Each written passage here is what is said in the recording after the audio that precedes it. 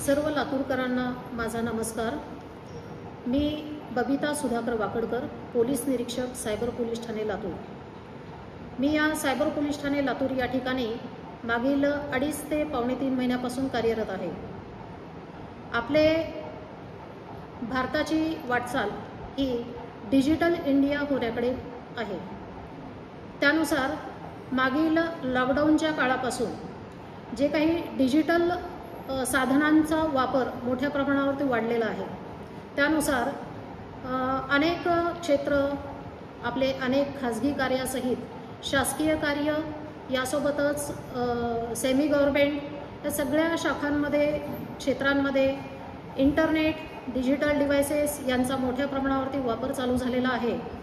परंतु यातनं अनेक मोठ्या समस्या निर्माण झालेल्या आहेत। त्या समस्या म्हणजे लोकांच्या अज्ञानाचा गैरफायदा घेऊन ज्यांना डिजिटल नॉलेज आहे किंवा थोडेफारही नॉलेज आहे, असे काही व्यक्ती, समाजकंटक हे या निष्पाप व्यक्तींचा गैरफायदा घेण्यासाठी संघटितपणे ॲक्टिव्ह झालेले आहेत। तर ही जी परिस्थिती आहे संपूर्ण भारतभर किंवा जगभर सुद्धा म्हणता येईल।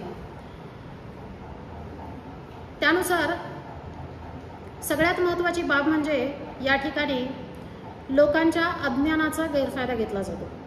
लोक या ठिकाणी मोबाईल किंवा इंटरनेट डिव्हाइसेस यांचा मोठ्या प्रमाणावर वापर तर करत आहेत, परंतु त्या डिव्हाइसेसचा वापर कसा करावा, सुरक्षितपणे वापर कसा करावा याबाबतचं व्यवस्थित ज्ञान नसल्यामुळे जे गुन्हेगार आहेत त्यांचं या ठिकाणी फावतं। तर या ठिकाणी अनेक जे पारंपरिक गुन्ह्यांपेक्षा वेगळे गुन्ह्यांचे प्रकार अस्तित्वात आलेले आहेत आणि नव्याने येत आहेत। तर यामध्ये सायबर क्राईमचे अनेक आधुनिक असे क्राईमचे प्रकार आपल्याला सांगता येऊ शकतील।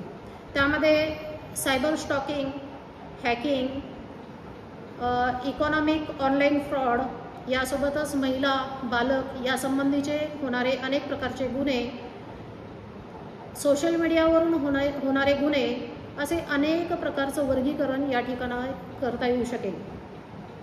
आता लातूर जिल्ह्याची परिस्थिती याबाबत पाहायची म्हटलं तर मागील 2.5 महिन्यामध्ये जे काही या ठिकाणी मी गुन्ह्यांचा आढावा घेतलेला आहे किंवा अनुभवत आहे, त्यानुसार लातूर हे मोठ्या प्रमाणावरती सायबर क्राईमसाठी सॉफ्ट टार्गेट बनलेलं आहे। महाराष्ट्रामध्ये मुंबई, पुणे अशा मोठ्या सिटी वगळता अन्य सर्व जिल्ह्यांमध्ये सायबर क्राईम किंवा सायबर पोलीस स्टेशन किंवा जनतेला ज्या पद्धतीने सायबर क्राईममध्ये लुटलं जात आहे किंवा त्यांच्या बाबतीमध्ये वेगवेगळ्या प्रकारे क्राईम केले जात आहे, सगळीकडची परिस्थिती एकसारखीच आहे। त्यासोबतच त्याची दुसरी बाजू अशी की सायबर क्राईम हे आधुनिक जे काही प्रकार आता नव्याने चालू झालेले आहेत आणि त्यासोबतच अपरिहार्य बाब अशी जी भविष्यामध्ये उद्भवत आहे, त्यानुसार या क्षेत्राकडे खूप मोठ्या प्रमाणावरती लक्ष देण्याची गरज आहे। शासनाने, पोलीस प्रशासनाने, त्यासोबतच समाजातील सर्व घटकांनी एकत्र येऊन या ठिकाणी सायबर वॉरियर या पद्धतीने आपल्याला या गुन्हेगारांच्या विरोधात आपल्याला काम करणं आवश्यक आहे। तरच या ठिकाणी आपल्याला चांगल्या पद्धतीने काम करता येऊ शकेल। एखादं उद्दिष्ट घेऊन आपण जेव्हा वाटचाल करत असतो, थेट कामाला लागतो, त्यावेळेला येणाऱ्या अडचणी फेस करत असताना आपोआपच त्याचे मार्ग, साधनं ही आपल्याला सापडत जातात। त्याच पद्धतीने आज माझ्या बाबतीतही घडलेलं आहे। मला सायबर पोलीस ठाण्याचा चार्ज घेऊन फार कालावधी झालेला नाही, पण तरीसुद्धा अगदी मनापासून काम करण्याची इच्छा असल्याने या ठिकाणी जे काही कामाचं स्वरूप सायबर पोलीस ठाणे यांच्या वतीने राबवलं जातं, त्यामध्ये समाज प्रबोधन यासोबतच सायबर क्राईम अवेअरनेस हा सुद्धा अभियान राबवणं खूप आवश्यक बाब आहे आणि यासाठी समाजातून मदत घेणं पोलिसांनी सुद्धा आवश्यक आहे। आणि याच विचारात मी असताना सायबर अवेअरनेसचे प्रोग्राम मी काही शाळा कॉलेजेसमध्ये घेतलेले आहेत यापूर्वी, परंतु आता प्रभारी अधिकारी म्हणून काम करत असताना मला अशा टीमची आवश्यकता असल्याने आपोआपच या ठिकाणी क्विक हिल फाउंडेशन या नावाची एक संस्था, त्यासोबतच शाहू महाविद्यालयाचे BCSचे काही विद्यार्थी हे स्वतःहून मला येऊन अप्रोच झालेले आहेत आणि त्यानुसार मी संबंधित जी कंपनी आहे त्या बाबतीमध्ये खात्री केली असता संबंधित कंपनीने महाराष्ट्र सायबरकडून या कार्यासाठी प्रमाणपत्रही प्राप्त केलेले आहे.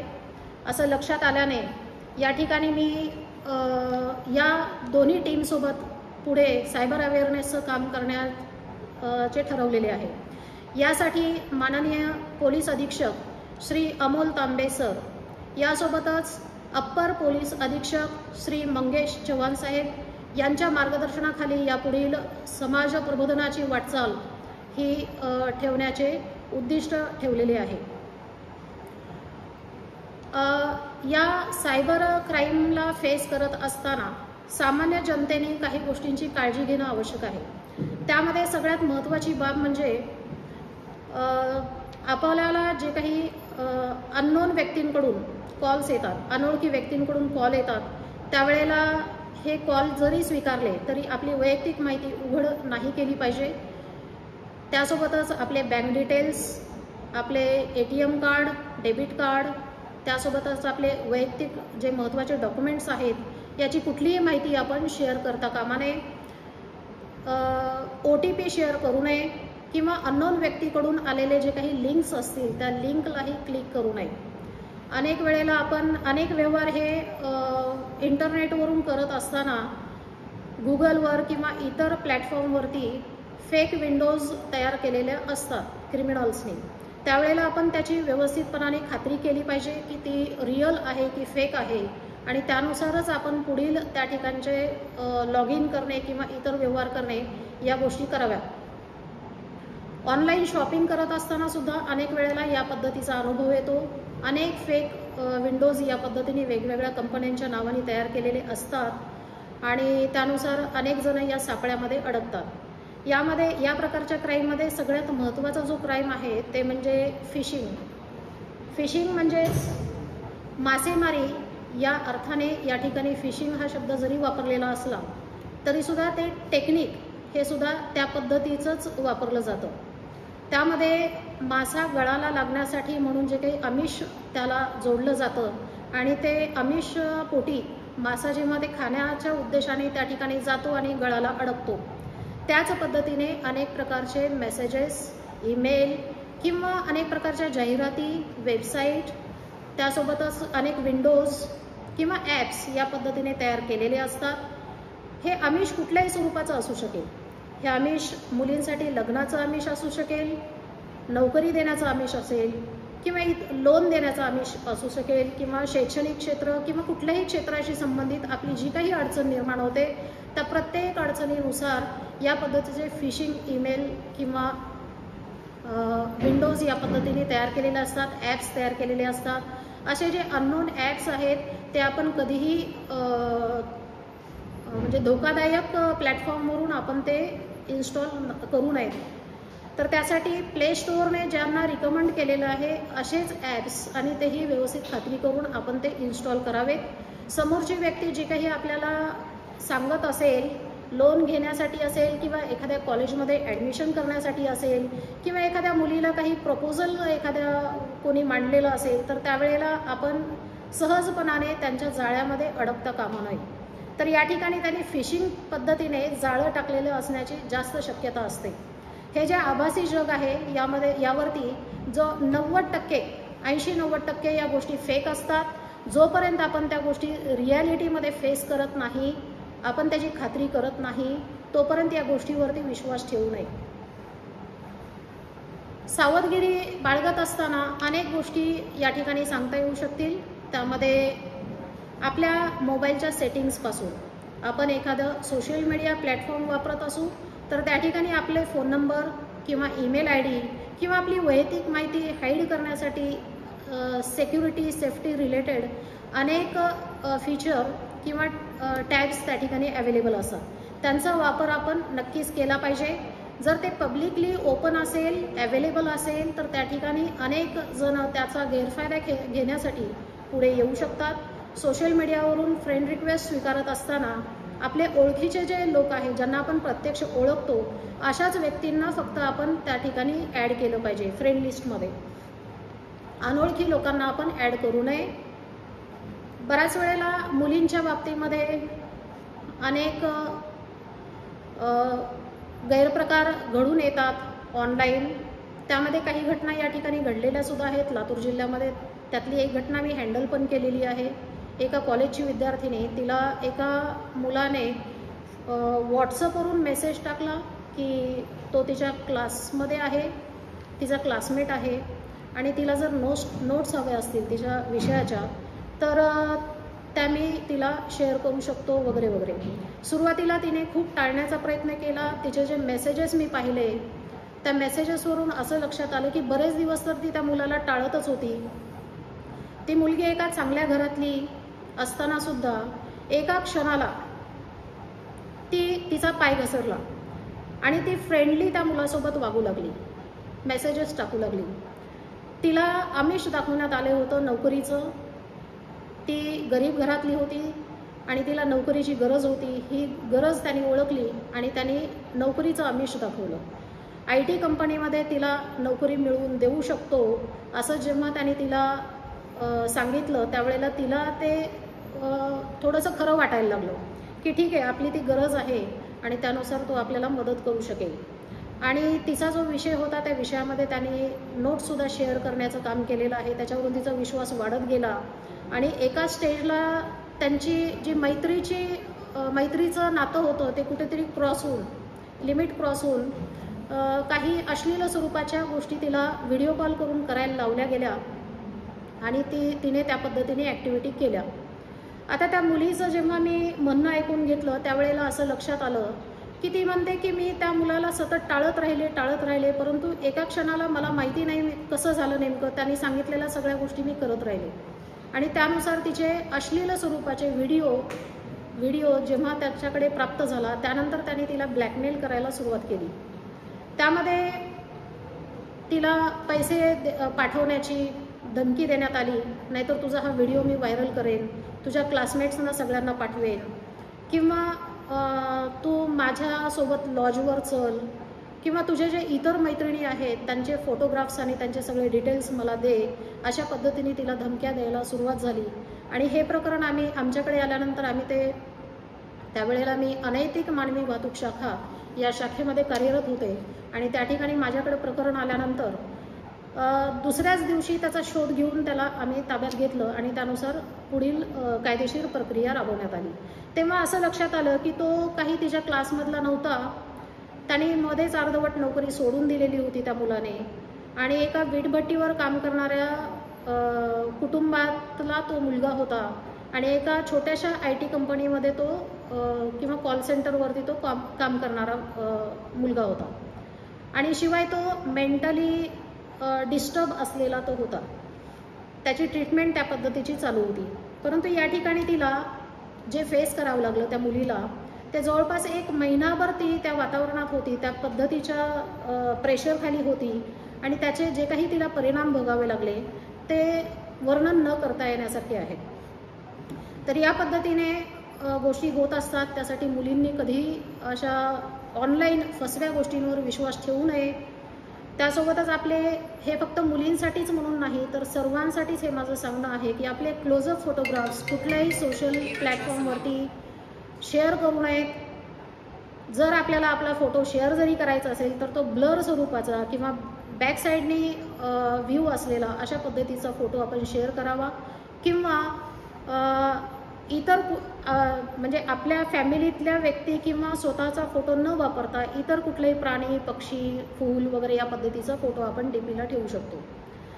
तर यासोबतच व्हॉट्सअपचे सुद्धा अनेक प्रकारचे सेटिंग्ज आहेत. त्या सेटिंग्सचा आपण वापर केला. फेसबुक असेल, सगळेच प्लॅटफॉर्म्स, सोशल मीडियाचे प्लॅटफॉर्म्स, तर त्या ठिकाणी सेटिंग्ज हा महत्त्वाची बाब असते आणि त्याचा आपण जर व्यवस्थितपणाने वापर केलेला असेल तर या गोष्टी बऱ्याच प्रमाणात टाळल्या जाऊ शकतात. त्यासोबतच आपली सावध भूमिका.